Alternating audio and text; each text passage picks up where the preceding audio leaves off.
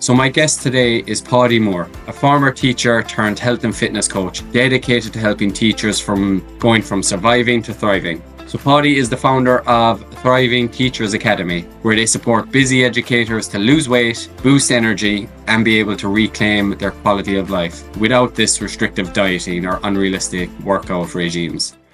How do exercise, nutrition, or some sort of maybe emotional training that you might do with your course as well, how do they play a role in creating and maintaining energy for teachers? I would say is that a certain amount of stress isn't always necessarily bad. Like coming from a health and fitness background, when you go into the gym, you have to place your body under a certain amount of stress to be able to gain an adaptation, to be able to get the benefits from the training. And I think what we have to appreciate is that, like I say this to every person who's on a call when joining my program, I'm never going to be able to say join the program, it's going to be a walk in the park. I can't protect you from life stresses. Stress is a very normal part of life. However, there are going to be ways that you can manage stress better. Yeah. And there's going to be ways that you can do that more efficiently. So one is, I think, accepting that stress is going to be there. Teaching, extremely stressful job, as you said, for a plethora of different reasons. And every other profession is going to have a whole host of stress as well. And not even to do with your job. Like, zoom out.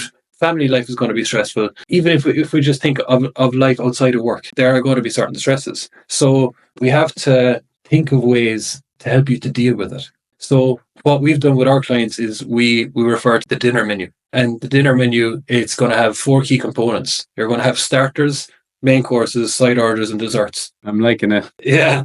So each one of those, they're going to have different roles. So for example, a starter is something that you can do in a 5 to 10 minute period that's going to help to re-energize you within the round of the day. So like for some people, that could be just going out on their yard duty, getting some sunlight, getting some movement. Other people, a couple of our principals, they don't have that luxury. They're stuck to the office throughout the day, so they just need to get something done there on the spot, whether that be skipping, a couple of jumping jacks, whatever else. Some people like to throw on a bit of music in their office or in their classroom and just dance away. Whatever it is to get you moving and get you re-energized. So that'll be your starter. Your main course is going to take that a little bit longer. These could be activities that could be ranging from maybe an hour to an hour and a half, maybe even 2. And I always say that for me, my one there is always going to be a bit of golf. Because when I'm out on the golf course, I'm not thinking about client problems, relationship problems, anything like that. I'm thinking about my swing. So it's an activity that requires me to be fully present. And I think hobbies are something that is very easily overlooked. If I was to ask your listeners right now, what do they do each week for fun? I'm sure a lot of people would struggle to actually think of something outside of maybe going for food or going for a couple of drinks. And if you could have more things that in your week that you look forward to, more things that you find fun, you're going to feel a lot better because of it. And that's actually going to, like we spoke earlier about effectiveness inside the classroom. Like if you've got, for example, if you've got a pint of Prosecco night at 7 o'clock on a Wednesday evening, you're going to know that I need to get all my classwork done between like 3 and 5 to allow me to get home, to get changed and to get back out to this thing. And then that's going to go, it's going to give you the social energy by meeting people. It's going to give you the energy by getting your mind off work because you're going to be fully entranced in what you're doing. So that'll be your main course. A side order would be something that you could pair on to something that you're already doing. So a lot of teachers, they're commuting in and out to work. So a side order could be putting on an educational podcast, learning a little bit more about how they can maybe find time in their week, how they can manage their emotions, how they can do whatever else. So a side order is something that you tag onto something that you're already doing. And then your dessert are like the guilty pleasures. So like desserts, they're fine in moderation. Like if you have a bit of ice cream or a bit of chocolate a couple of times a week, it's not going to be detrimental to your progress. Similarly, like if you log on to TikTok and you spend 10 to 15 minutes on TikTok after coming home from school, it's not going to be detrimental. But if you're coming home and you log on to TikTok and you're losing 2 hours of your evening, that could then start to have a negative impact. So desserts are kind of like guilty pleasures, things that we can keep in moderation and not have a negative impact. I love that framework. Very, very nice. Although it might remind people of food a lot, but no, I think it's a really nice one. The side orders, I know in behavioral psychology, they call it habit coupling, which is obviously a very, very useful technique. Like if you're brushing your teeth, you do a squat, something you have ingrained in your day. It's a really, really useful technique for people who are wanting to start to build some habits. All right, I digress. Let's jump back in if that's okay, because I really want to keep learning. And I think one thing that teachers will really like, and something that might really get overlooked, is how teachers actually, or how their fitness routines, their nutrition routine, just their lifestyle align with the school calendar. And I think it's almost like a paradox, right? You think, oh, teachers are off, they have loads of free time, they can do whatever they want. But the holidays are actually when a lot of teachers fall off track with their health. Let's talk about how to tailor, I suppose, teachers' goals to the rhythm of the school year. Like, you've worked obviously with a lot of teachers, you continue to do so. How does the school calendar impact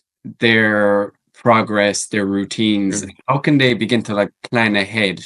I'm glad this came up because I literally delivered this training to my clients last night. But you're absolutely right. I often say to people that the holidays are one of the biggest perks of the job, but one of the biggest barriers to teachers' health and fitness goals, because as educated people, we know that results come down to consistency. And in the teaching, you're only ever 6 to 8 weeks away from the next break in routine. And I think that because teachers have incredibly high expectations of themselves, they have this belief that if I'm not going hammer and tongs, going 110%, then there's no point putting in any effort at all, which is completely untrue in terms of their health and fitness. So what we need to do is give our teachers a different frame of thinking when it comes to showing up for themselves in terms of their health and fitness. So what we've implemented with our teachers is a gear system. Quick synopsis: if you imagine you've come back from your summer break, you've had maybe 8 to 12 weeks off, you're energized, you're refreshed, you're ready to hit the ground running, that'd be gear 5, right? So that's when nutrition is going to be dialed in, you're going to be training maybe 3 to 4 times a week, you're going to be hitting your steps, fantastic. But because, again, teachers, really high standards, they end up berating themselves when they get sick. And everyone gets sick. Nobody has to get sick. No one has to get run down.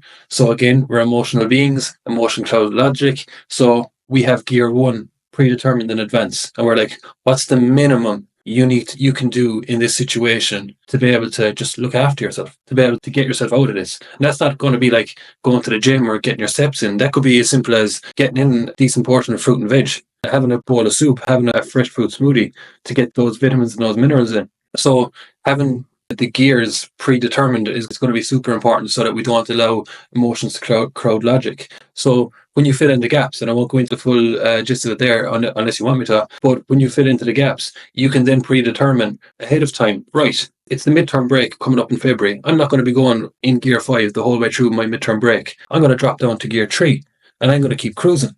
Or if it's a case that what I said to a lot of people is like that last week at the end of term, whether you realize it or not, you're going to be slowing down. Your body will be subconsciously slowing down, and that's why you're going to feel like you're not as motivated to train. You're not as motivated to prep the food. You're going to be feeling the inclination to just get the takeaway, take the easy route because the finish line is in sight. So that's why you have gear 2 predefined ahead of time. And for what I say to my clients then is, think about when you're going on a journey. You don't spend the minute that you leave the front door of your house to your destination in gear 5. You're going to be in different gears the whole way through. Similar with your health and fitness journey, you're not always going to be in gear 5, and that's completely fine. That's just realistic. So the majority of progress for people is actually going to be between gear 3 and gear 4, because gear 5 is going to be there when the motivation is high, and that's transient. That's not always going to be there, and that's fine too.